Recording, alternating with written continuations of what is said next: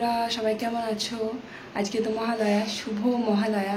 আর মহালয়া তো অনেক ভোরবেলা শুরু হয়ে গেছে, 5টার আগে শুরু হয়েছে টিভিতে। আমার বড় ছেলে কালকে নিচে মায়ের ঘরে ঘুমিয়েছে, মহালয়া দেখতে খুব ভালোবাসে। তো মহালয়া দেখেছে, আমার একটু লেট হয়েছে উঠতে। আমার সত্যি করে বলতে এখনকার মহালয়া দেখতে ভালো লাগে না, প্রচুর ফ্যাশন।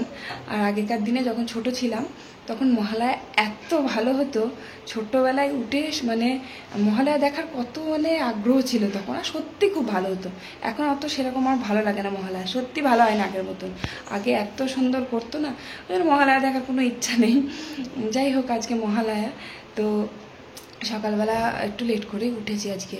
কালকে একটু শরীর খারাপ করছিল, রাতে ঘুম হয়নি, এই লেট হয়ে গেছে, 7টা বেজে গেছে আজকে উঠতে। তা গিয়ে দেখছি এখনও মহালয়া হচ্ছে, অনেক কটা চ্যানেল আছে, সেই সব জায়গায় তো মহালয়া হয়। তো বড় ছেলে 2টো মহালয়া দেখা হয়ে গেছে বলছে। এখন 7টা 10 বাজে, 7টা 10 বাজে। তো আর একটা মহালয়া হচ্ছে দেখছি, একটা স্টার জলসা না জি বাংলায় হচ্ছে, জি বাংলায়। তো সেটা দেখছি, আমি একটু দেখতে গেলাম কেমন হচ্ছে, যে এবার কে দুর্গা সেজেছে, কে অসুর সেজেছে, দেখতে গেলাম। যাই হোক, ওই যে বধ হলো দেখলাম, কী আর বলবো। আমার এখনও কোনো কাজ হয়নি, আমি এখন সবে ঘরটা ঝাঁট দিচ্ছিলাম। এবার বাসন ধোবো, বাসন ধোয়া হয়নি, ঘর ঝাঁট দেবো, ঘরটা অর্ধেক ঝাঁট দিয়ে নিচে দেখতে গেলাম। শুনতে পাচ্ছি জোরে জোরে সাউন্ড দেওয়া আছে, মহালয়া হচ্ছে, বধ হচ্ছে। আমি গেলাম, অসুর বধ হচ্ছিল, দেখে এলাম একটু। আর ওই যে ক্যামেরাটা যখন ওই টিভিতে যখন চালু করবো না, তখন ওরকম টিভিটা ওরকম হয়ে যায়, কেন কি জানে, ভগবান জানে। যাই হোক, তো এবার চলো কাজ কমপ্লিট করে নিই। আচ্ছা, সবার আগে তোমরা বলো তো, মহালয়া দেখেছো তো? মহালয়া কে কে দেখেছো আর কারা দেখোনি অবশ্যই কমেন্ট করে জানিও। কারণ ভোর 5টা থেকে শুরু হয়েছে, আমি ভুল বললাম যে 5টার আগে থেকে শুরু হয়নি, 5টা থেকেই কিন্তু শুরু হয়েছে। আমার বড় ছেলে বলছিল মহালয়া 5টা থেকে শুরু হয়েছে, তাও 5টার আগে মা ডেকে দিয়েছে, 5টার সময় উঠেছে। এক ডাকে উঠে পড়েছে, যে ছেলেকে ডেকে ডেকে ঘুম থেকে ওঠে না, সেই ছেলে এক ডাকে ঘুম থেকে উঠেছে, বুঝতে পারছো তো? তো মহালয়া দেখার নেশা।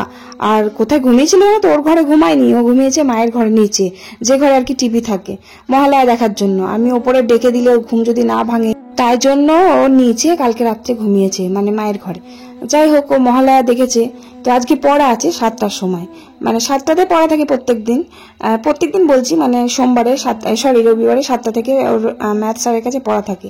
আজকে মহালয়া, তাই জন্য উনি যাবে না পড়তে, মহালয়া দেখছে। আজকে সারা দিন মহালয়া হবে, রিপিট হতেই থাকবে। তো আমার বরমশাই ওকে এমন একটা তাড়া দিয়েছে, ওর বাবা তাড়াতাড়ি করে পড়তে গেল। কারণ আমাদের পাড়া থেকেই একজন ওরই ক্লাসমেট পড়তে যায় একই স্যারের কাছে, ওকে পড়তে যেতে দেখেছে, তাই ওর বাবা খুব বকছে যে ও পড়তে গেল, তুই কেন মহালয়া দেখছিস বসে বসে? এখনো পড়তে যেতে তো চাইছিল না, আমি কিছু বলিনি, তোর বাবা বকছিল বলে আবার পড়তে গেল।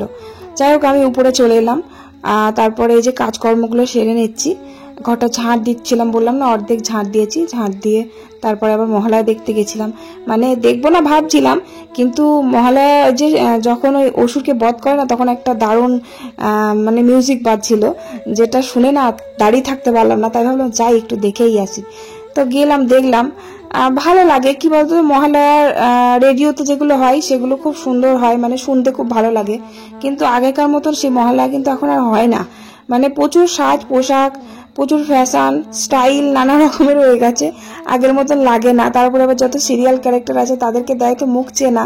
আর আগে আমি দেখেছি যখন ছোটবেলায় মহালয়া হতো, ইন্দ্রাণী হালদার, ইন্দ্রাণী দত্ত, ওনাদের দুর্গা সাজাতেন, এত ভালো লাগতো না, বিশ্বাস করো, আমার খুব ভালো লাগতো ছোটবেলাকার মহালয়া।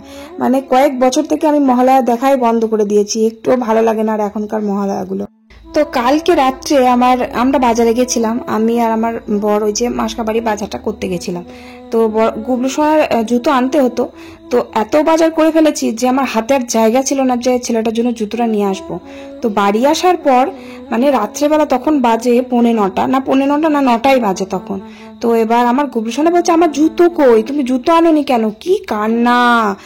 তখন বাধ্য হয়ে ছেলেটাকে নিয়ে আবার জুতো আনতে যেতে হলো। এখন পুজোর সময় অনেক রাতেই দোকানটা বন্ধ হয়, তো গিয়ে দেখি দোকান খোলা আছে, যেতে যেতে 9:30 বেজে গেল, গিয়ে দেখি দোকান খোলা আছে। দিয়ে কিছুতেই জুতো নেবে না, লাইট জ্বলা জুতো নেবে। ওরা এখন মাথায় চেপেছে যে লাইট জ্বলা জুতো দেবো। দোকানদারকে পর্যন্ত বলছে চেঁচিয়ে চেঁচিয়ে, আমাকে লাইট জ্বলা জুতো দাও। কি অবস্থা, লাইট জ্বলা জুতোগুলো বার করলো, একটাও ভালো ছিল না। বলেই দিচ্ছে দোকানদার যে লাইট জ্বলা জুতো, কিন্তু লাইটটা খারাপ হয়ে যাবে কদিন পর। জুতোটা দেখতে মোটামুটি, কিন্তু খুব একটা ভালো লাগছিল না। তো ভুলিয়ে ভালিয়ে এই যে এই জুতোগুলো কালকে এনে দেওয়া হয়েছে, মানে বুট জুতো আর কি। ওর বেল দেওয়া জুতো অনেকগুলো আছে, তো বুট জুতো আছে একটা পামসু মতো। তো এই জন্য ভাবলাম যে বেল দিয়ে এরকম একটা বুট এনে দিই, কেমন লাগবে। ফিতে সিস্টেমও আছে, আবার বেল দেওয়াই আছে। তা কালকে রাত থেকে খুলতেই চাইছে না জুতোগুলো, সে ভুলিয়ে ভালিয়ে আর কি জুতো খুলিয়ে রাখা হলো, কিছুতেই খুলবে না। বলছে রাত্রেবেলায় আমি পরে পরে ঘুরবো। কালকে রাতে খানিকক্ষণ পরে একটু ঘুরেছে, তো সকালবেলা ঘুম থেকে জাস্ট উঠেছে, উঠে আমি ওকে বলেছি যে তোর জুতো কিন্তু দিদিভাইকে দিয়ে দিয়েছি।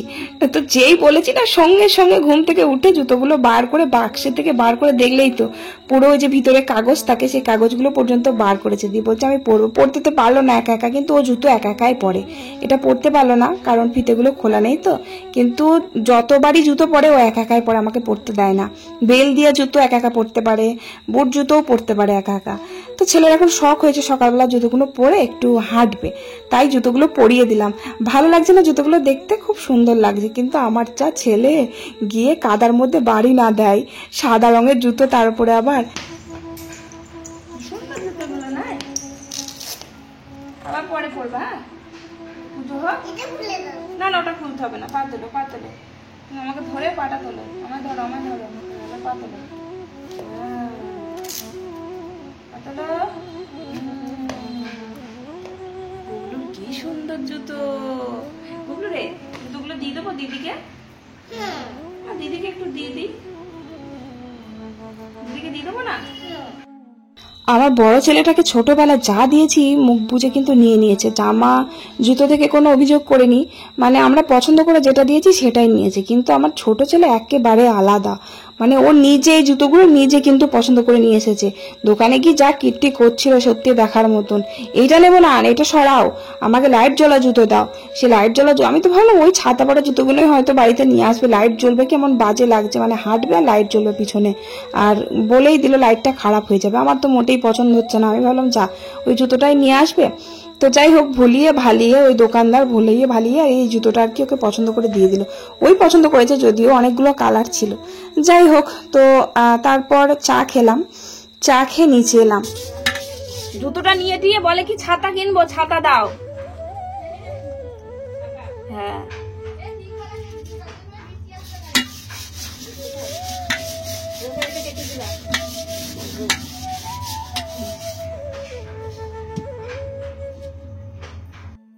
এবার মনে হয় না ঠিক মতন ঠাকুর দেখতে যেতে পারবো, তার কারণ প্রচুর বৃষ্টি। বলছে নাকি পুজোর সময়তেও বৃষ্টি হবে, জানি না। এই তো মহালয়া হয়ে গেল, এবার পুজো আর 1 সপ্তাহ বাকি আছে, তাহলে সামনে পুজো চলেই এলো প্রায়। তাহলে এরকম যদি বৃষ্টি হতে থাকে, বৃষ্টি কিন্তু হচ্ছে, বৃষ্টি কিন্তু বন্ধ হওয়ার নাম নেই, প্রতিদিন একটু করে বৃষ্টি হচ্ছে। সকালবেলাতেও বৃষ্টি হচ্ছিল, কালকেও বৃষ্টি হচ্ছিল, রাত্রেবেলাতেও বৃষ্টি হয়েছে। জানি না, দেখা যাক। ঠাকুর দেখতে যেতে গিয়ে বৃষ্টি যেন না হয়, খুব অসুবিধা হয়ে যায়। বাচ্চা কাচ্চা নিয়ে গিয়ে ওরকম বৃষ্টি হলে ভালো লাগে না। যাই হোক, তো ভাতটা বসিয়ে দিয়েছি। আর এই যে দেখছো, এটা হচ্ছে পনির। পনিরটা জেঠু কালকে এনেছিল বাড়ি আসার সময় বাজার থেকে, তো কালকে আর করা হয়নি, তো আজকে পনিরটা করে নেব। পনিরটা শুধুই করব, মাছ এনেছে, মাছটা আলু দিয়ে করব, আর পনিরটা শুধুই করব। কারণ পনির আমাদের বাড়িতে আমি আর আমার শাশুড়িমা একদমই খায় না। আমার বড় ছেলে তো ছোটবেলায় খেত না, এখন ওর ফেভারিট হয়ে গেছে। আর তাছাড়া সবাই খায়, আমার শ্বশুরও খায় না পনিরটা, মানে আমরা 3 জনা খাই না। আমি পনিরের তরকারি একেবারে খেতে পারি না, মানে পনির বলতে ছানা দিয়ে তো তৈরি হয়, ছানাটা খাওয়া শিখেছি, আগে খেতাম না, এখন একটু আধটু মানে খেতে পারি আর কি। খুব ভালো লাগে তা কিন্তু নয়, কেমন একটা গন্ধ লাগে। তা আমার বর বলে যে পনিরটা খাওয়া একটু শেখো, মাঝে মাঝে 1 পিস 2 পিস করে বাড়িতে নিয়ে আসবো যখন তখন খেও।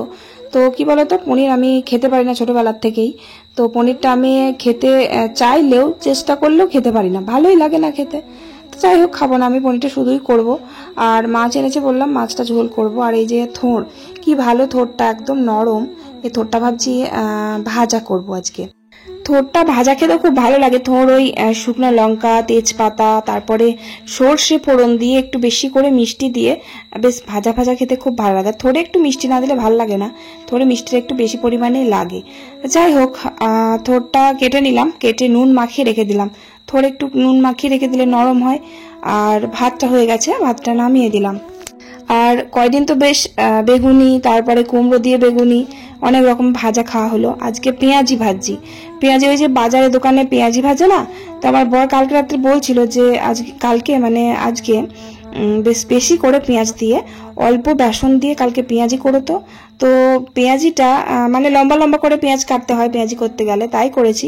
নুন মাখিয়ে রেখে দিয়ে পেঁয়াজটা একটু নরম করে তারপরে বেসন অল্প করে দেওয়ার বদলে আমি একটু বেশি দিয়ে ফেলেছি, তাই একটু এরকম হয়েছে। তা না হলে বেশ অল্প করে শুকনো শুকনো করে বেসন দিয়ে করলে পেঁয়াজির মতনই হয়। আর ছাঁকা তেলে ভাজে তো বাজারে, তাই ওদের খেতে একটু বেশি ভালো লাগে। আমি তো ছাঁকা তেলে ভাজি না, তেল কম দিয়ে করি। তবে বাড়িতে আমাকে বলে যে বড়াগুলো খারাপ হয় না, মচমচেই হয় বেশ। অনেকক্ষণ ধরে মানে আঁচ কমিয়ে একটু অল্প অল্প করে চাল দিয়ে বড়াগুলো ভাজি, তো একটু সময় নিয়ে ভাজি, বেশ ভালোই হয়, মচমচে হয়। তারপর বড়াগুলো ভেজে নিলাম, আর এই যে মাছ ভেজে নিচ্ছি। মাছটা আলু দিয়ে ঝোল করবো। আর গুবলু দেখো দিদি ভাইয়ের সাথে মানে আমার ননদের ছোট মেয়ের সাথে ঘুরতে যাচ্ছে। আর চটিগুলো দেখছো তো, এই মাত্র চটিগুলো আবার কিনে দিয়েছি। ওই বিক্রি করতে এসেছিল আমাদের পাড়াতে, মানে প্রায়ই আসে মাঝে মাঝে। তো ওর হাওয়াই চটিগুলো মানে ছোট ছোট হয়ে গেছে, বাড়িতে যেসব চটিগুলো পড়ে না সেই চটি। তো ওই এক জোড়া কিনে দিল, তো খুব খুশি ওই চটিগুলো। ওইরকম টাইপের চটি তো কখনো পড়েনি, ওই হাওয়াই চপ্পলগুলোই পড়েছে। তো এত ভালো পছন্দ হয়েছে ওর যে পা থেকে খুলছে না। একটু সামান্য বড় হয়েছে চটিগুলো, এক সাইজ ছোট ছিল, মানে যে এমনই সাইজ ছিল ওর পায়ের মাপের ছিলই না, মানে ওর থেকে ছোট আবার ওর থেকে একটু বড়। যাই হোক বড় সাইজটাই কিনে দিয়েছি, ছোটগুলো পায়ে ঢুকছিল না। যাই হোক 2 জোড়া চটি হয়ে গেল, ওর ভীষণ আনন্দ। 1 জোড়া জুতো, বুট জুতো আর হাওয়াই চটি। আর চটিগুলো একটু অন্য টাইপের, ওর ভীষণ পছন্দ। পা থেকে খুলতেই চাইছে না, আর পা থেকে একটু বড় তো, তাই জন্য ঠিক মতো হাঁটতেও পারছে না। যাই হোক কিন্তু আবার ওই চটিগুলো না হাঁটতে হাঁটতে আবার একটু মানে বড় হয়ে যায়, আবার বেশি বড় হয়ে গেলে তখন আবার আরো পড়তে পারবে না। তো যাই হোক, তো তরকারিগুলো একটা একটা করে সব রান্না করে নিচ্ছি। মাছটা আলু দিয়ে ঝোল করলাম।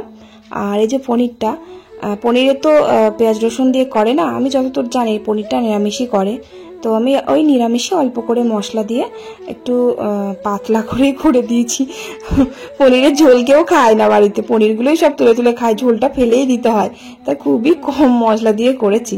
আর একটু কাশ্মীরি লঙ্কার গুঁড়ো দিয়েছি, তাই এত সুন্দর কালার এসেছে। আদা জিরে বাটাটা একবারে বেটে নিয়েছিলাম, মাছের ঝোলে দিয়েছি, আর পনিরের মধ্যে দিয়ে দিয়েছি একটু অল্প। কি আবার দুবার করে বাটছে, মিক্সিতে বেটেছি আজকে, আর শিলে বাটেনি আজকে। হচ্ছে যে ওই হাতটা না কেটে গেছে, তাই জন্য খুব ব্যথা, মানে জ্বলছে হু হু করে, তাই মশলা বাটতে পারছিলাম না।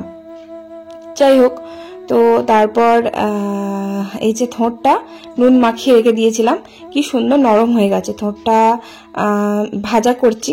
থোড় আমি কিভাবে ভাজি জানো তো? থোড় মা মানে আমার শাশুড়ি মা যেভাবে শিখিয়েছে, থোড়টা আমি সেদ্ধ করে নিই আগে, মানে তেলের মধ্যে থোড়টা একটু সেদ্ধ করে নিই। সেদ্ধ করে নিয়ে তারপরে লাস্টে ফোড়ন দিই। আজকে আবার এত বেলা হয়ে গেছে রান্না করতে, তো আমি ভাবলাম দূর আর ভালো লাগছে না, একবারে ফোড়ন দিয়ে দিই। একটু ফোড়ন দিয়েছি, ফোড়ন দিয়ে অল্প একটু জল দিয়েছি, জল দিয়ে চাপা দিয়ে দিয়েছি, কি সুন্দর সেদ্ধ হয়ে গেছে। আর লাস্টে একটু মিষ্টি দিলাম, মানে চিনি দিলাম, চিনি দিয়ে বেশ একটু মিষ্টি মিষ্টি করে ভালো করে ভাজা ভাজা করে নামিয়ে দিলাম। ব্যাস রান্না কমপ্লিট। আর ওই যে বললাম না হাতটা আঙুলটা একটু কেটে গেছে, কি করে কেটেছে আমি নিজেও জানি না। তো খুব জ্বলছে, তাই জন্য কড়াইটাও মাজতে পারিনি, কড়াই রেখে দিয়ে এসেছি। তারপরে উপরে এলাম, জামা কাপড়গুলো কেচে নিলাম। পুজোতে আর বেশি দেরি নেই, এখনো জামা কাপড় আছে, মানে আমার প্রত্যেক দিন জামা কাপড় কাচা চাই। ওই একটা দিন যদি না কাচি তাহলে পরের দিন আবার একবারে এক গাদা জামা কাপড় হয়ে যাবে, তাই অল্প অল্পতেই কেচে নিই প্রত্যেকদিন। কিন্তু হয় না, ওই যে বৃষ্টি হচ্ছে কদিন থেকে, বিরক্ত লাগছে, আর ভালো লাগছে না। পুজো চলে এলো অথচ বৃষ্টি থামছে না, তো তার জন্য আরো কাচতে পারিনি। তো অনেকগুলো জড়ো হয়েছিল, তো সেগুলো কেচে দিলাম।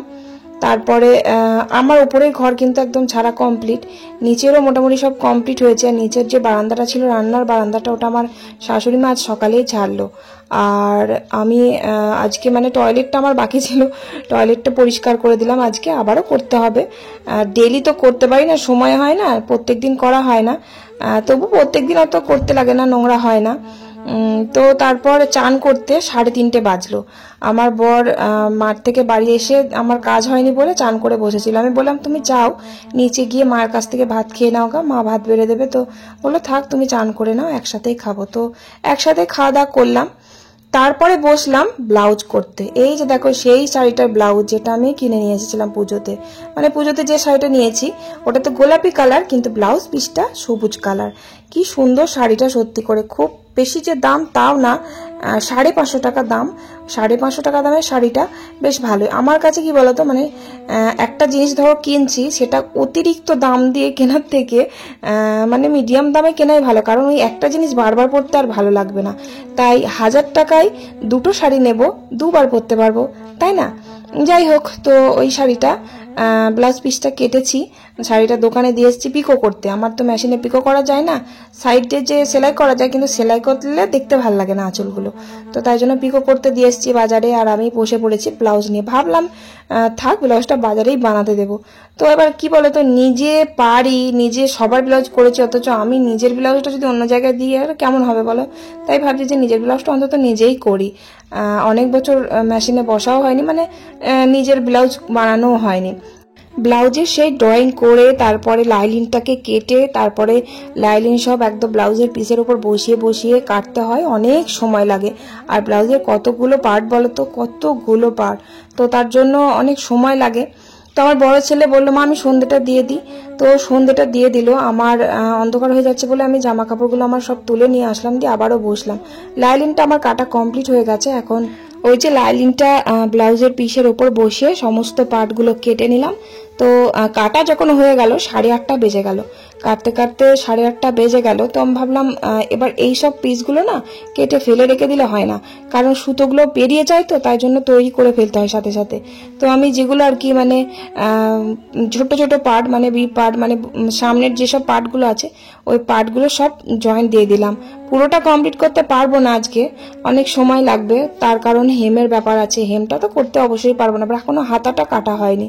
তো খুব খিদে পেয়ে গেছিল সন্ধ্যাবেলায়। তো আমার বর বাড়ি এলো, বাড়ি এসে বলছে দুটো চাল ভাজা মেখে তোমাকে খাইয়ে দিই, তুমি সেলাই করো। তার মধ্যে আবার বৃষ্টি শুরু হয়ে গেছে, বোঝা যাচ্ছে না, কিন্তু ঝমঝম করে বৃষ্টি পড়ছে আর বারবার কারেন্ট চলে যাচ্ছে।